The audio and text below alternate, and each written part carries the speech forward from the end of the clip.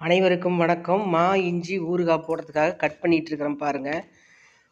இஞ்சி வந்து எங்கள் வீட்டில் இருந்தது தான். மாடியில் 2 பையில் வச்சுருந்தோம். அதை பிடுங்கிட்டு வந்து மண் இல்லாமல் கழுவிட்டு பொடிப்பொடியாக கட் பண்ணி மிக்சியோட ஜாரில் அரைச்சி தாளிச்சு விட்டாச்சுங்க. இஞ்சி ஊறுகாய் ரொம்ப ரொம்ப நல்லது உடம்புக்கு. பாருங்கள், இப்படி நீளமாக கட் பண்ணால் தான் மிக்சியோட ஜாரில் அரைக்கிறதுக்கு நல்லாயிருக்கும். அதே மாதிரி கட் பண்ணியாச்சு. என்னோடய வீடியோ பார்க்குறீங்க, லைக் ஒன்று போடுங்க, சப்ஸ்கிரைப் பண்ணிவிட்டு பாருங்கள். சப்ஸ்கிரைப் பண்ண அத்தனை பேர்த்துக்கு ரொம்ப ரொம்ப நன்றி.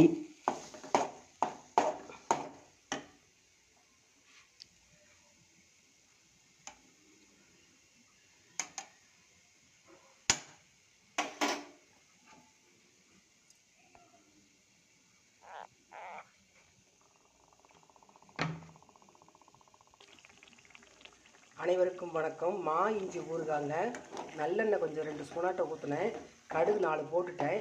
கடுகு பொரிஞ்ச உடனே இந்த இஞ்சி வந்து தோலை சீவிட்டு நைஸாக மிக்சி ஜாரில் நல்லா நைஸாக அரைச்சிட்டேன் பாருங்கள்.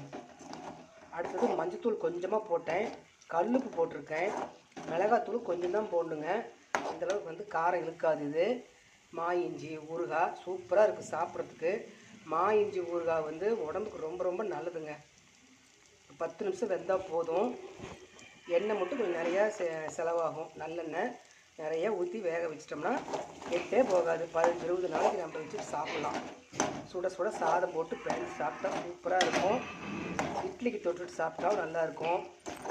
சாம்பார் சாப்பாட்டுக்கெல்லாம் தொட்டுட்டு சாப்பிட்லாம். முருங்கைக்காய் சாம்பார்லாம் வைக்கிற அன்றைக்கி கொஞ்சம் ஊறுகாய் கொஞ்சமாக எடுத்து வச்சு சாப்பிட்டோம்னா சூப்பராக இருக்குங்க. இஞ்சி ஊறுகாய் ரெடிங்க. 10 நிமிஷத்துக்கு ரெடி ஆயிரும். தேங்க்யூ.